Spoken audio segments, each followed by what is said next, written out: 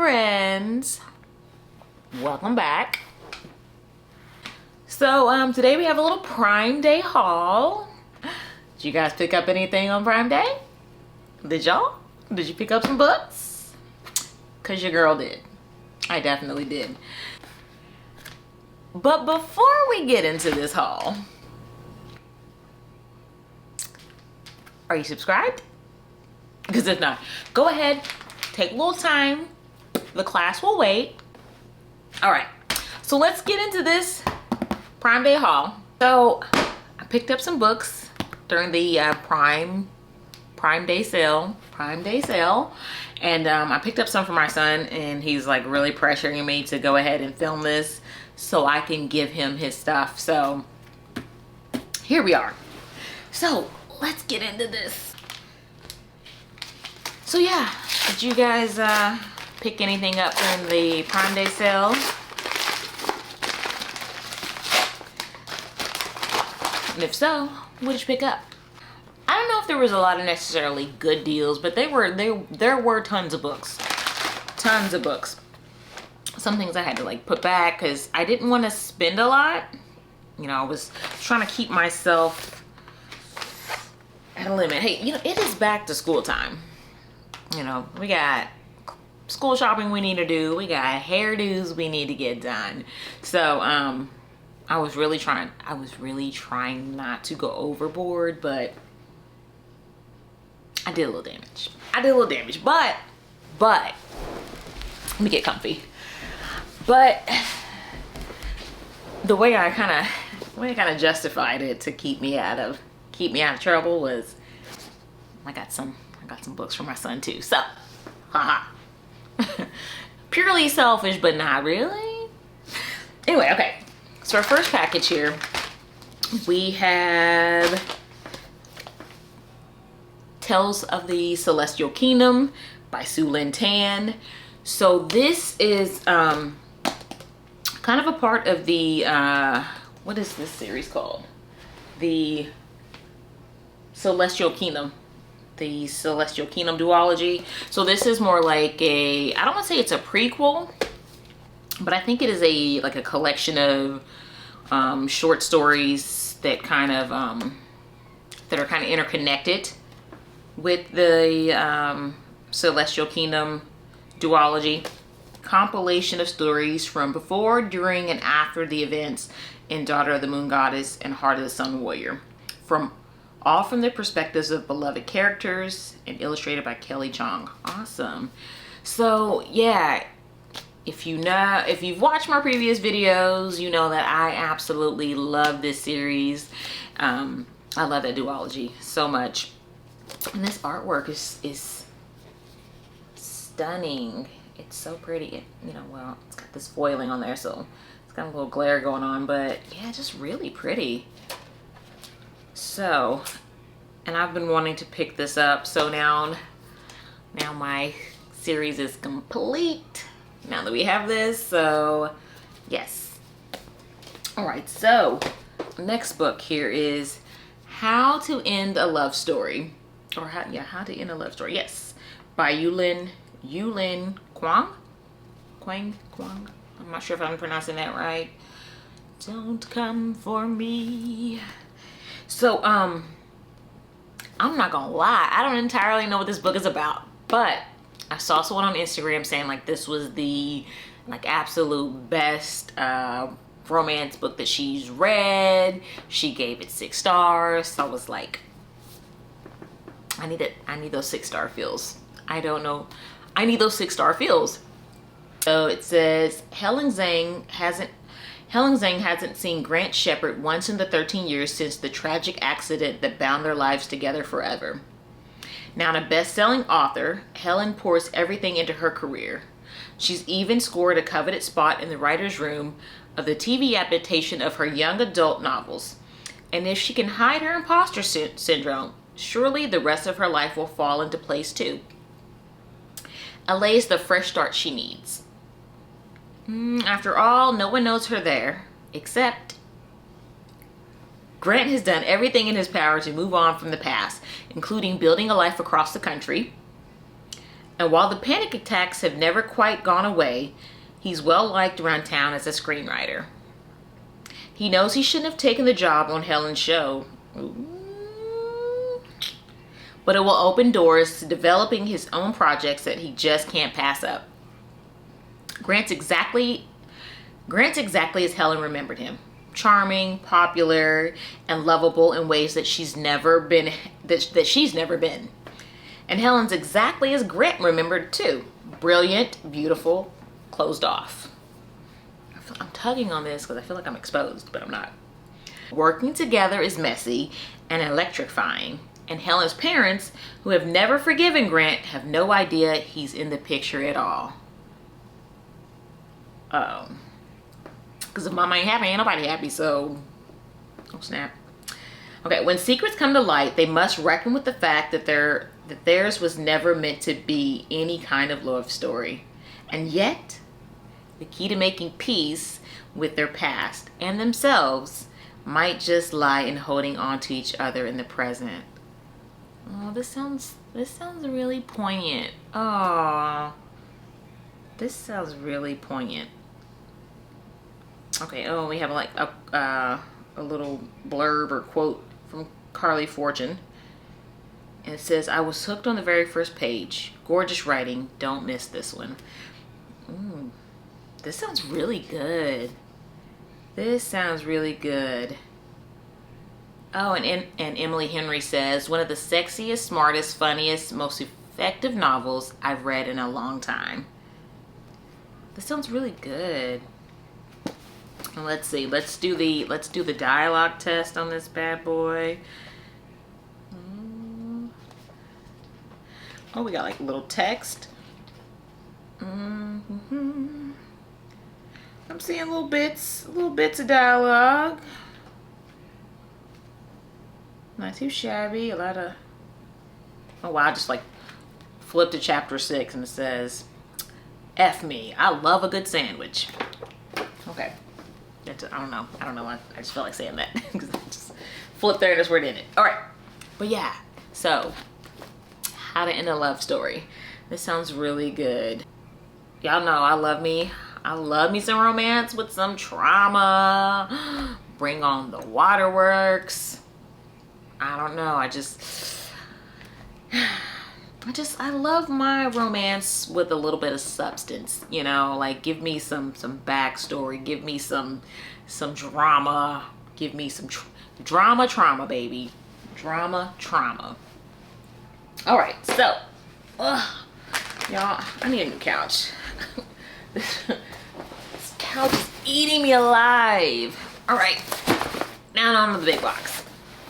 Now, like I said, this is a mini haul. This is a mini haul, and this box is probably only big because of my son's books. So, I ain't gonna hold you. You ain't gonna be here long. So, no worries, friends. No worries. But let me readjust myself. Now, we've had this couch for forever. So, like, forever. And it's eating me alive. Is there a couch company out there that wants to sponsor me? Y'all want to throw a little couch my way? my email's in my bio. All right. Let's keep going. All right. Ooh. Release me. Release me. Free the books. We got. Ooh. All right. Never Lie by Sister Frida McFadden. So I read The Housemaid by my Frida. Yeah, The Housemaid. Housemaid's first one, right? Yeah. I read The Housemaid. It was good. It was not mind-blowing for me, but it was good. I gave it a 3. But Shaughnessy, and if you watch BookTube, you know who Shaughnessy is. Don't play games with me. You know who Shaughnessy is. But Shaughnessy said that, hey, if you've never read anything from Frida McFadden, or if you're getting into thrillers, that this is a good one to start with, or at the very least, this is her favorite. This is the one that she recommends Okay, it says newlyweds Trisha and Ethan are searching for the house of their dreams. They think they found it when they visit the remote manor that once belonged to Dr. Adrian Hale, a renowned psychiatrist who vanished without a trace years ago. But when a violent winter storm traps them at the estate, the house begins to lose its appeal. I mean, I bet it would. I mean, for me, sounds a little sus. All right, so stuck inside and growing restless, Trisha stumbles on a collection of audio transcripts from Dr. Hale's sessions with patients. Juicy tea. Okay. Would y'all listen? Ooh. Would y'all listen? I mean, like, that's a breach of privacy, right? And I mean, not confidentiality, because I mean, these aren't their patients. Would y'all listen to them? I'm not gonna lie. I don't know. Like, part of me thinks that I would listen to these tapes, but then another part would feel like this is these are people's lives. These are their experiences. These are their thoughts and feelings, and you know, they are clearly divulging these to someone thinking that no one else besides their therapist is gonna hear it. So I don't know. The devil in me would want to listen, but the human in me, the person with a shred of humanity, would have to think twice about listening. Okay, because I wouldn't want somebody, you know, in my business. As Trisha listens to the cassette tapes, she learns about the terrifying chain of events leading up to the doctor's mysterious disappearance. With each tape, another shocking piece of the puzzle falls into place, and a web of lies slowly unravels. But by the time Trisha reaches the final cassette, the one that reveals the entire horrifying story, it will be too late. Sounds good. Get our little stacky stack together, a little stacky poo. All right, so another Shaughnessy rec. Shaughnessy just comes through with the recs. I'm just saying, she does, okay? So this one is Fly With Me by Andy Burke.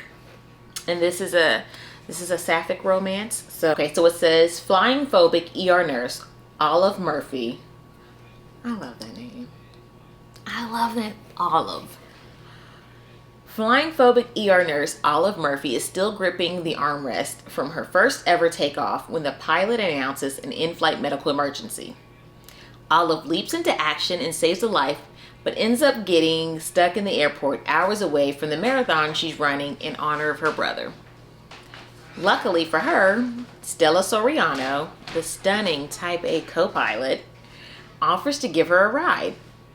After the two spend a magical day together, Stella makes a surprising request. Will Olive be her fake girlfriend? A video of Olive saving a life has gone viral and started generating big sales for Stella's airline. Stella sees a union with Olive as the perfect opportunity for a long-deserved promotion. Oh, wait a minute, hold on. I think I skipped sentences or something. Hold on. Stella sees a union with Olive as the perfect opportunity to get to the boys club executives at her company who keep overlooking her for a long-deserved promotion. Let's see. Realizing this arrangement could help her too, Olive dives into memorizing Stella's comically comprehensive three-ring binder guide to fake dating. So she made it. Okay. I guess the binder is about her. It's about Stella. Not a guide on how to fake date. I guess it's more specifically how to fake date her. All right. So as the two grow closer, what was supposed to be a ruse feels more and more real. Could this be the romantic ride of their lives or an epic crash and burn? Oh, look at the pun there. Since it's about, you know, flying, crash and burn, ride of their lives. So let's just perusing. I like the size of the text because, you know, These eyes have seen better days. We've got a good amount of dialogue. Ooh, nice. And it's, hang on, I was about to say it's not that long, but okay. I mean, it's encroaching upon, it's not quite 400 pages. So what do you feel like is what's a good length for a book? Like what's just right and what's too daggone long? Especially for like a romance. Like I feel like anything past like 400 pages, you're just stringing me along, man. You're just stringing me along. There's no reason for a romance book to be longer than like 400 pages. If it is, it better be a banger. Like literally, it better be freaking chef's kiss to be able, because that's just no damn reason. All right, ooh, did I show it already? I wasn't ready. She wasn't ready. All right, the next one, The Air He Breathes by Brittany Cherry. Oh my gosh. So y'all know I read the mixtape by Brittany Cherry a couple months ago, and it was so freaking good. So I definitely knew that, hey, I want to pick up another Brittany Cherry book. This one was on sale for Prime Day, so yes, it was a must. So this is a part of, this is the first book in the Element series. And let's just read, the synopsis on the back is really short. So I feel like she really wants you to kind of like dive in and get into the story without giving too much away. Okay, so on the back it says, oh, I like the way I like the text on the back too. Can y'all see that? It's kind of cute, kind of cool. The different size font and stuff. All right, so it says, I was warned about Tristan Cole. Oh, you know he's cute with a name like that. Tristan Cole. I was warned about Tristan Cole. Stay away from him, people said. He's cruel. He's cold. He's damaged. It's easy to judge a man because of his past, to look at Tristan and see a monster. But I couldn't do that. I had to accept the wreckage that lived inside of him because it also lived inside of me. We were both empty. We were both looking for something else, something more. We both wanted to put together the shattered pieces of our yesterdays. Then perhaps we could finally remember how to breathe. Oh, God. That sounds so good. And that's a small blurb, but it sounds so good. There's that trauma. There's that backstory. Y'all know I eat that for breakfast, baby. Like, sounds like it's gonna make me cry, and I'm here for it. So, yes, this will be like I said, I read the mixtape. This will be my second book by her. I really cannot. And that cover just, it's like feathers, the blues and the purples. It just feels so like, it's kind of funny that I'm getting ready to say it feels so light and soothing, but I mean the book itself sounds heavy. So super excited about that. All right, what do we have next? Let's see what we got next. Ooh, what is this one? Oh, okay. Ooh, so Iron Widow. This is I'm pretty sure it's young adult. I think, yeah, so YA fantasy. And I am, y'all forgive me if I butcher this. Jiren J. Zhao. Jiren J. Zhao. Okay, so like I said, this is a young adult fantasy. I've seen this on Bookstagram before, so put this on my TBR a while back. So it's one that I definitely want to read. Look at this cover though, like get into it. I hope it doesn't, there's like foiling, so I hope there's no like major glare there, but that is stunning. Ooh. Oh, look at that foiling pop. Bling bling blow, bling bling blow. All right, so like I said, this one's a young adult fantasy. So the blurb. in Huaxia. Y'all know how these fantasy books are, so I'm just going with how I think it sounds. So in Huaxia, the highest honor for a young girl is to be selected as a concubine pilot.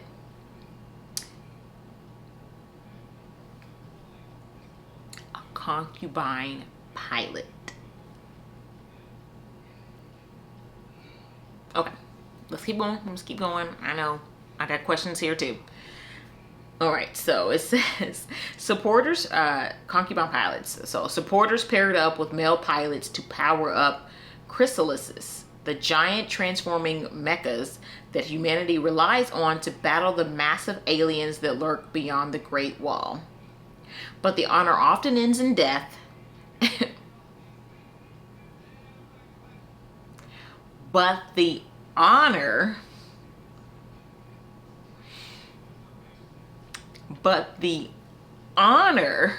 often ends in death. And when 18-year-old Zishan, I'm gonna say Zishan. I don't know. Zishan's, or is it Zishan? Just stick with what you thought it was at first, girl.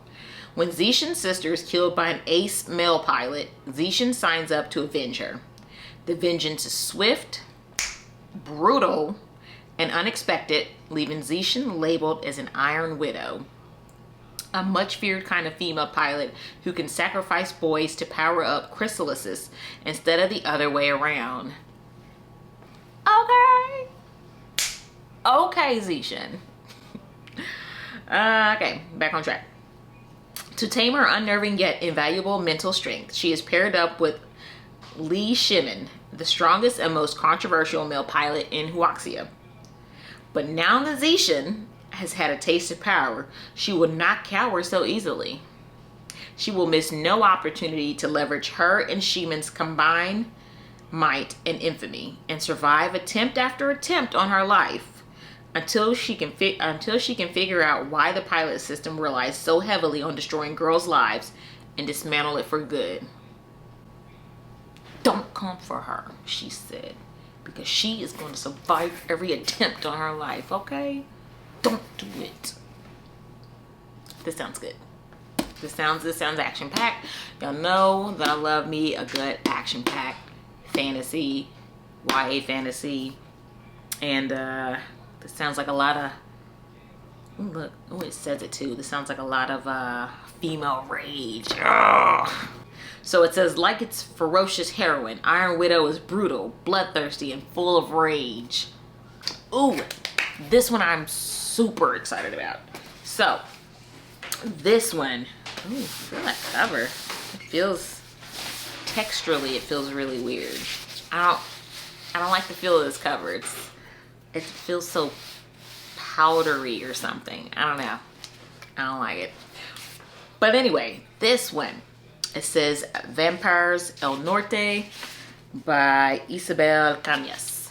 So this is a historical fantasy. And listen, I read a historical fiction already this year. So a historical fantasy, I think this will be my first historical fantasy. But it sounds so good.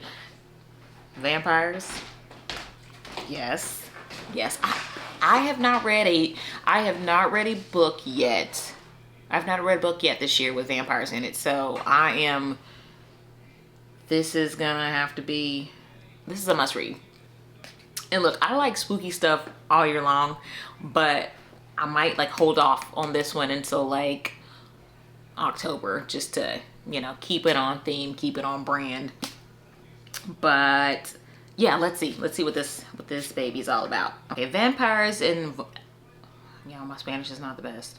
Vampires and vaqueros.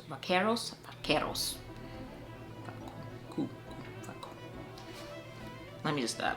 Vampires and vaqueros face off on the Texas-Mexico border in the supernatural western from the author of the Hacienda. Because H's are silent in Spanish, right? The author of the Hacienda. I'm trying. Y'all know. As the daughter of a rancher in 1840s Mexico, Nena knows a thing or two about monsters. Her home has long been threatened by tensions with Anglo settlers from the north. But something more sinister lurks near the ranch at night. Something that drains men of their blood and leaves them for dead. Something that once attacked Nana 9 years ago.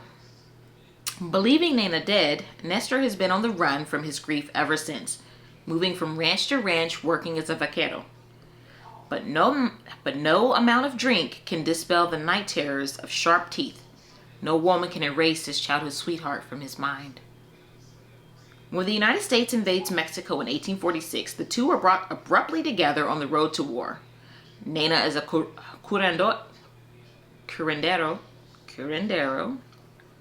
a healer striving to prove her worth to her father so that he does not marry her off to a stranger, and Nestor is a member of the auxiliary cavalry of ranchers and vaqueros. But the shock of their reunion and Nana's rage at Nestor, look, I sound really country right there, Nestor, for seemingly abandoning her long ago, is quickly overshadowed by the appearance of a nightmare made flesh. And unless Nana and Nestor work through their past and face the future together, neither will survive to see the dawn. That sounds good. Look, vampires, history, historical context. I'm here for it. I am here for it. And peep that cover. Looks good. Let's go ahead and get my son's stuff out of the way. So my son's into manga, so we'll just get his stuff on out of the way so I can give it to him so he can quit harassing me. So anybody else's kiddos into, it doesn't have to be your kids, it could be you. So this is what is this? That Time I Got Reincarnated as Slime. So this is, I don't know if they call them volumes. So this is season 1, part 2, and it's got numbers 7 through 11. 7-11. 7-11. 7-11. All right. If you know, you know. All right. So anyway, but that's his little box set. So that was kind of my get out of jail free card by ordering these for him. I got to order what I wanted for me. 2 more books. 2 more books. 2 more to go. This one, sorry y'all, my nose is itching. All right, so this one is Monday's Not Coming by Tiffany D. Jackson. And I've heard really good things about her writing, and this book as well, this book in particular too. So this is a thriller. All right, so we got a lot of blurbs on the back, but not exactly a synopsis, so I'm looking for a synopsis, bro. Brief, like the synopsis is so tiny. You got all these blurbs and then you got the synopsis at the top, or like, I guess like a little sneak peek. So it says, this is the story of how my best friend disappeared. How nobody noticed she was gone except me. And how nobody cared until they found her 1 year later. So did they find her alive? Did they find her dead? What does that mean?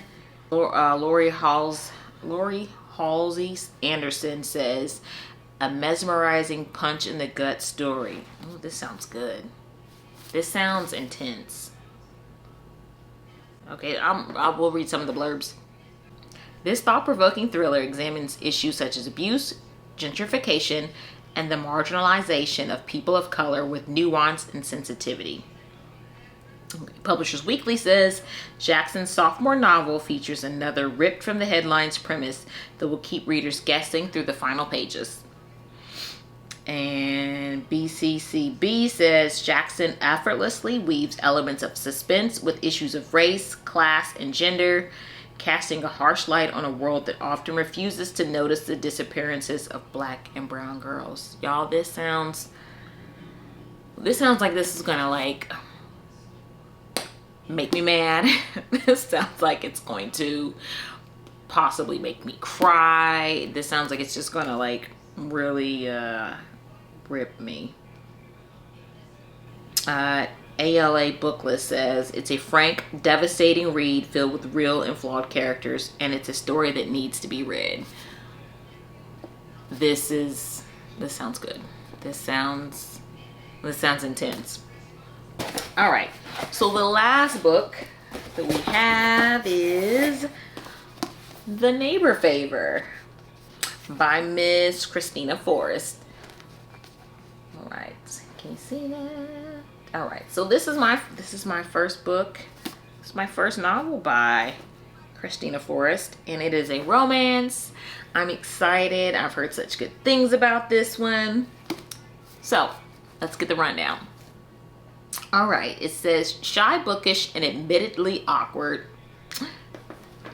Hello. Shy, bookish, and admittedly awkward, Lily Green has always felt inadequate compared to the rest of her accomplished family, who strive for Black excellence.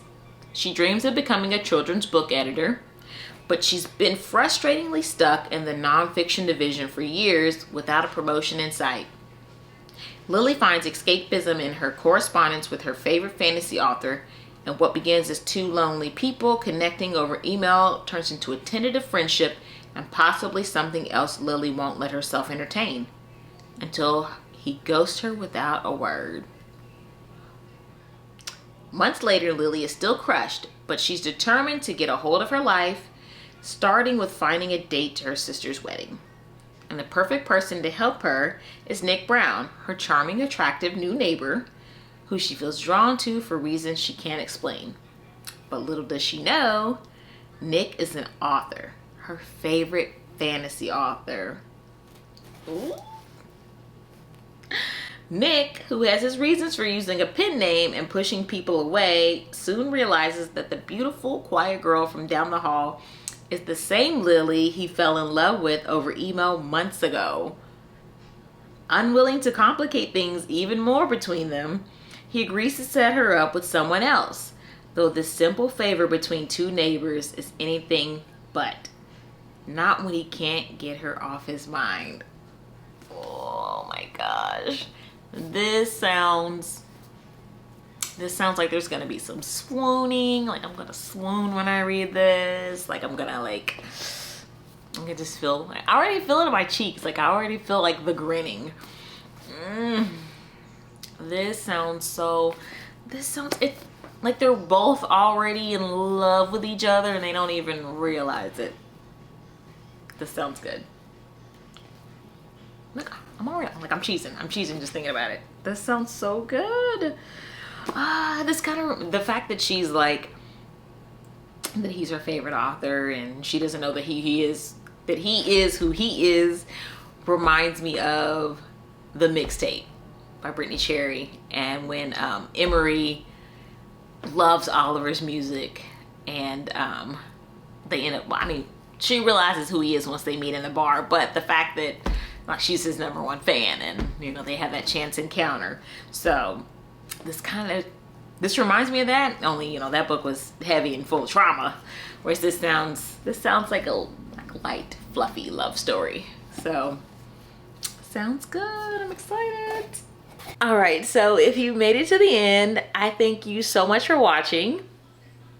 Please remember to like, comment, subscribe, hit that notification bell so you don't miss an upload.